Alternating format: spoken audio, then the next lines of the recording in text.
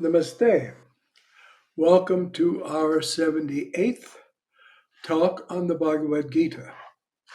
We're drawing near now to the end of the 16th chapter.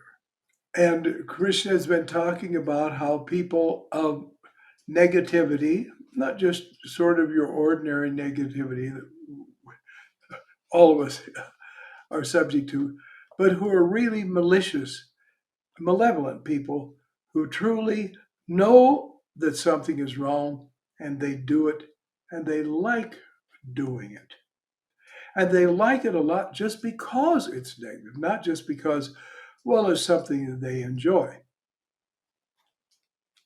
such as it is. This is this world we come to. All right. He said in the previous, the 20th verse, about people who are evil, he says, not attaining to me, they fall into a progressively lower condition. This is a very sad thing. It would be unfortunate enough if it was they remain in a low condition. But he says, no, they go lower and lower and lower. And this is, of course, when we think about it, only reasonable. The law of relative existence is change. So we're all going to change. We're constantly changing, the body especially. Therefore, if we're not going up, we're going down. A lot of people, well, I'm not religious, but I don't mean, and I'm not dishonest, and so on and so on. No. If you don't get better, you do progressively get worse. Of course, a lot of people are so dead, almost nothing happens to them. As I think I've told you, I had a friend that often his wife would remember someone from their past, and she'd say, I wonder whatever happened to such and such, and he'd say, nothing.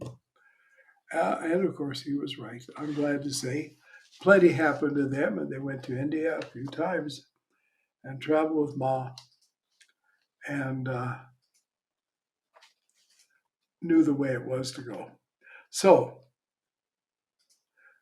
they go into progressive lower condition. Now, though they're in the body, though they're living here, triple is the gate of this hell, Naraka. In other words, there are people living in heaven right now, and there are people living in hell right now. Because their condition is the condition of hell, darkness, but not just darkness, confusion, chaos, therefore misery. Triple is the gate of this hell, destructive of the self. Now, it doesn't mean the self is harmed in its nature and in its condition. It really means, of course, destructive of even being able to know there is a self, to understand the self, to even hear of the self. They come into such a thing to where they live in a cocoon of miserable ignorance. And the gate is triple, and that is kama, intense addiction, desire. I've got to have it, I can't live without it. And day and night they're thinking how to get it, how to get it, how to get it. Then anger, living in a state of I'm steamed, and anyone walks near and it's kaboom. You've got to stay away from them because they throw bombs wherever they turn. And then greed, just greed for the greed's sake, just getting for the getting's sake. Naturally, that's tied in with the desire. But there is just that condition of I want it, and they don't care whether they need it or not. And that's because they are so miserable they have to distract themselves. And people distract themselves by playing with toys, in a sense, whatever it is. Everything from a house to a car to a vacation or whatever, but it's done, nothing wrong inherently in them, but it's done so they can escape from the truth about themselves. Therefore, one should abandon these three: Kam, Krodha, Lobha. And it means both reject and remove.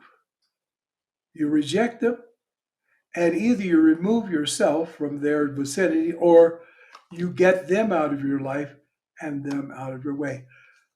Shocha, purity, reaches into our life and our way of life, the things we do, our environment, the people we associate with. That's why, as I say, when I became a yogi, I realized I've got to get out of here. The people weren't evil and terrible and awful,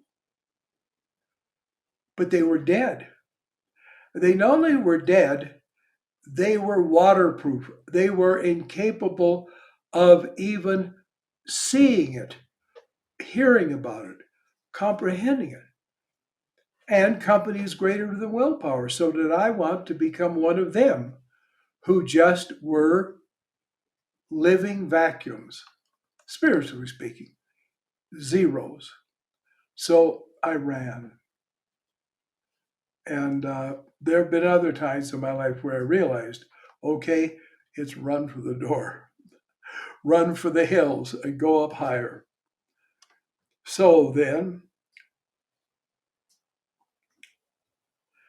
a man who is liberated from these three gates to darkness does what is best for himself. In other words, he knows it and he does it. It may be difficult, but so what? Look at the people spend their lives struggling and striving for very pointless goals that once they die, it evaporates, it's all gone. So people have this, you see. But those who know what's best then go to that highest goal. They hit the road and they start going.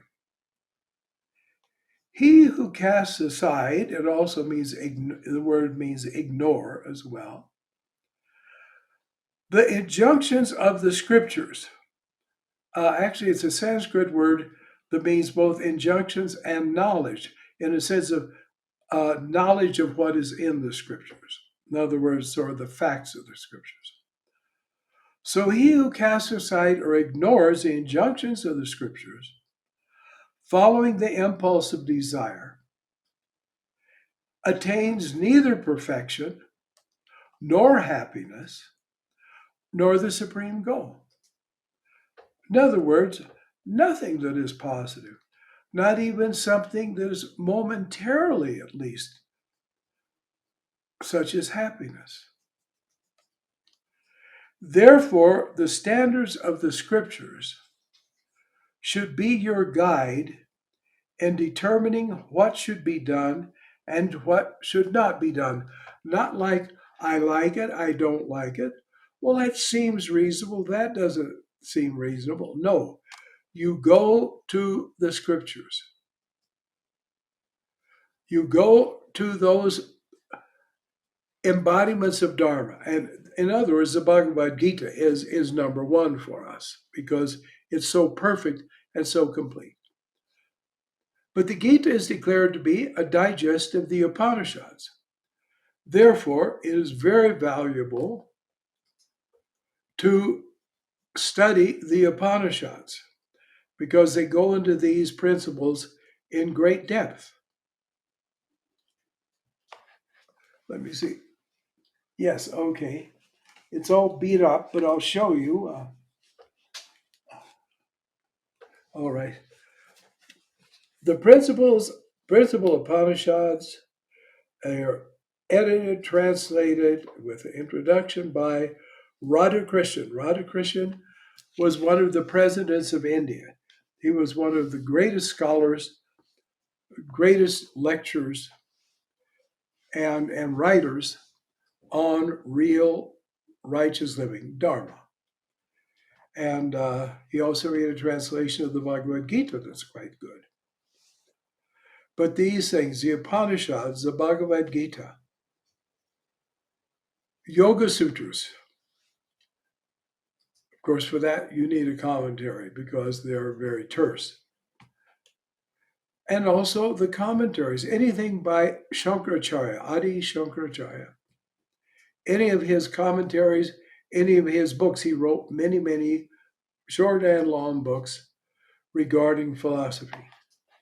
So we should know these things. We should immerse ourselves in it so that knowing it, we will do it. And why not say, oh, I don't like it, or I wish I didn't have to do it. You know you need to do it. Those who have to be threatened or those who have to be bribed, they can't lead any spiritual life either. It's the thing to do. Know what is the right. So then, that's how you know what should be done and what should not be done. What have the saints done? What have the masters done? What have holy people said? Knowing what the scriptural injunctions prescribe, you should perform action here in this world. In other words, you don't just perform regular day-to-day actions according to dharmic principles, which you must do, but they say do these things, such as be merciful, be kind, be charitable. So all of there are virtuous actions in relation to the world. And those also we should engage in. So the 16th chapter comes to an end with that sort of rousing encouragement. And we are ready for chapter 17.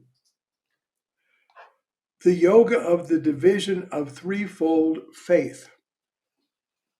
We've talked about the three gunas. People are either tamasic, rajasic, or sattwic.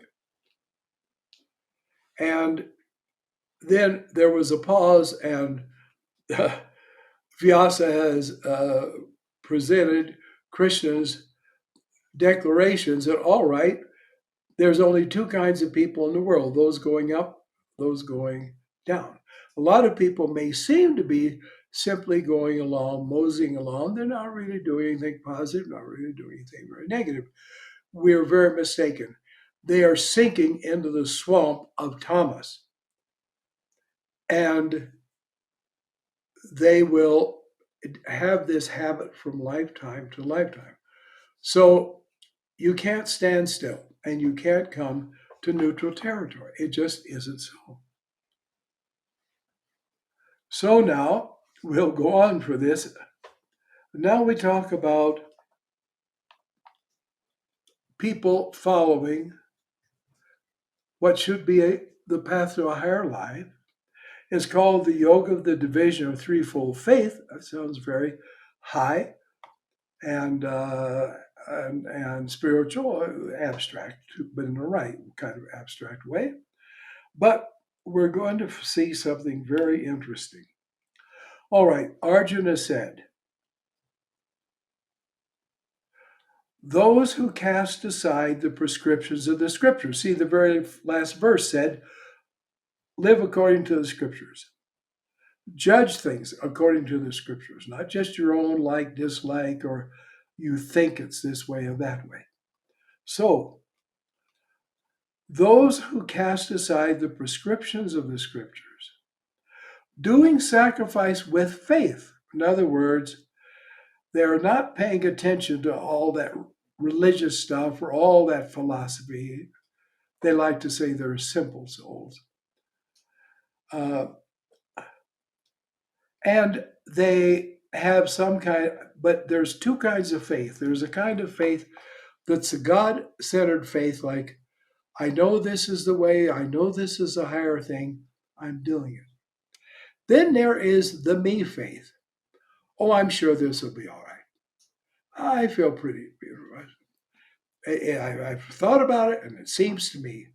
Well, that's faith in their own judgment, and we do have to have that, but only in our judgment, that's foolish. We need to know what higher conscious people of higher consciousness have said about this.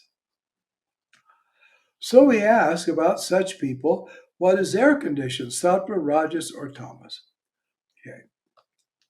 So Krishna is going to give him the very full picture.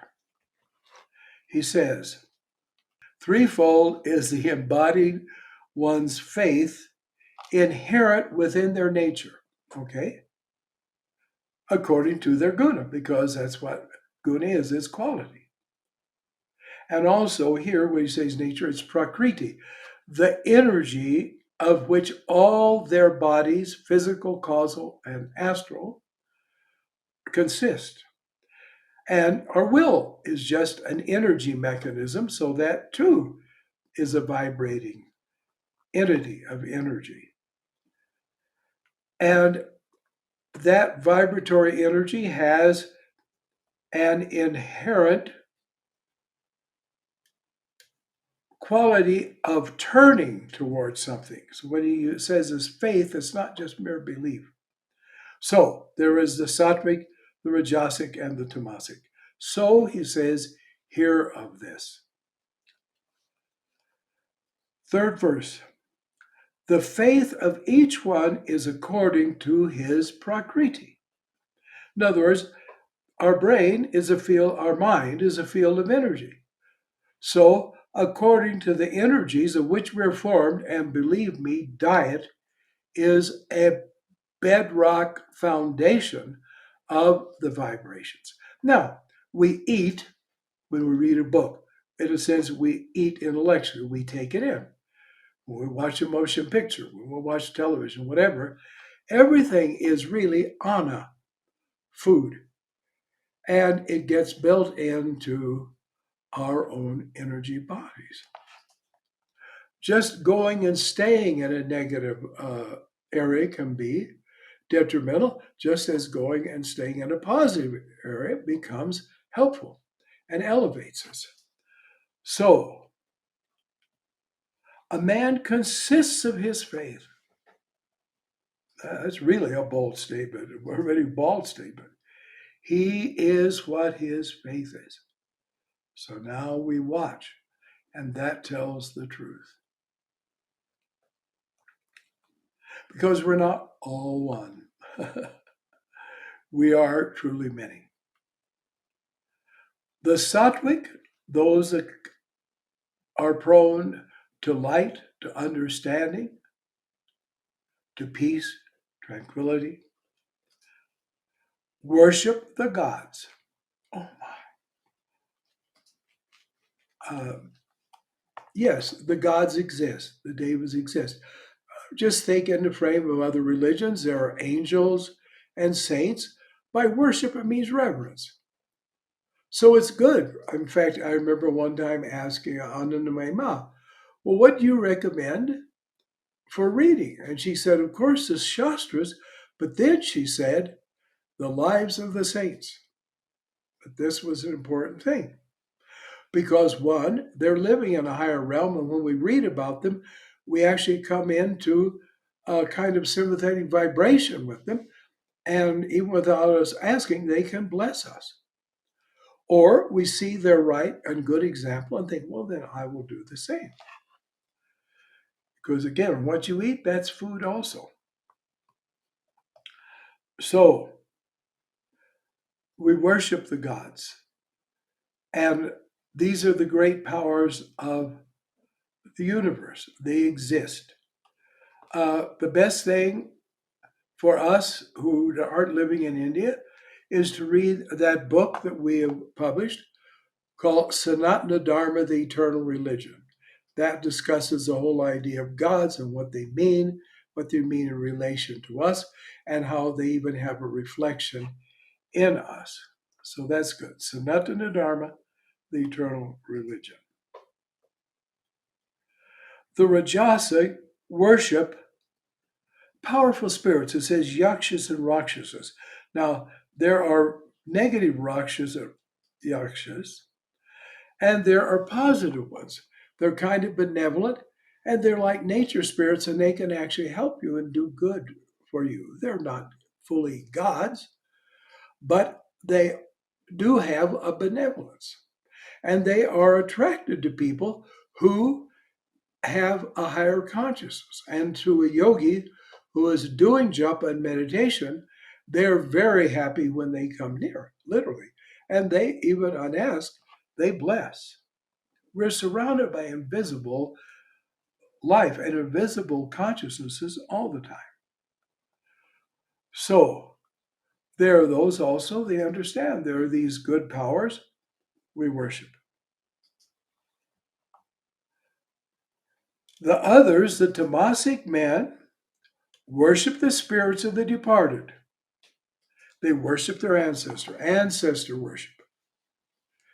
There is praying for ancestors, honoring them in the sense of praying for them, making offerings for their further progress in the astral world.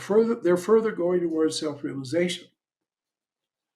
In a sense, that's really assistance more than you would call it worship. And then the lower ones, they're just involved in the dead. And they're doing things for the dead and for their ancestors, and I'm doing this and I do that. And it's just nothing is for God, and nothing even is for their higher self. It's just for grandma, grandpa, great grandpa, great, great, great, great, great, and so on it goes. And then they want to talk to the dead. They want to contact the dead, believing the dead can help them or the dead will help them. Or if they miss the dead, they want to be comforted because they've lost their contact with them. Spiritualism, utterly tamasic. Utterly tamasic. And it's good to remember Sri Ramakrishna's wisdom. A young man became his disciple, very wonderful, pure young man, and very psychic, very sensitive. And so he was functioning as a medium for a local spiritualist group in Calcutta. And after Sri Ramakrishna got to, know him so that he could trust Sri Ramakrishna, he said to him, "My boy, think of God and you will become God. Think of ghosts and you will become a ghost. Which do you prefer?" Because this is true. Spiritualist mediums, when they die, they usually go into the astral world where those they communicated with live. And believe me, when people are in a high astral world, they don't come back and talk to you through a medium anymore. They say, "Bless you," and their intent, their faces are upward, not downward. So if you want to be an earthbound spirit, get involved in spiritualism, get involved in the dead, get involved in holding. This is one thing that people, they can't get anybody to listen to them. They can try to start a metaphysical church. It doesn't work. So they hold classes for earthbound spirits, which nobody can deny because nobody can see it. It just, of course, doesn't really happen, you see. So those intent on that, they'll become that. So those who think even, you see, Krishna isn't saying think of the gods, he's saying higher people, they worship the gods, but of course, the highest think of the absolute, and they're one with the absolute, so they turn in and they find their true self. This is the thing that is needed. And he says, of course, dead and nature spirits, like the people that were all involved in Findhorn with the tree spirits and this and that. They're all real, they all exist. But you and I aren't plants. We're not vegetables. We are gods. So we need to go on to the highest level of consciousness. So we can proceed on from there and our next talk. Thank you for coming, and thank you for putting up with me looking off to the side to see where to press the right button. So until next time, namaste.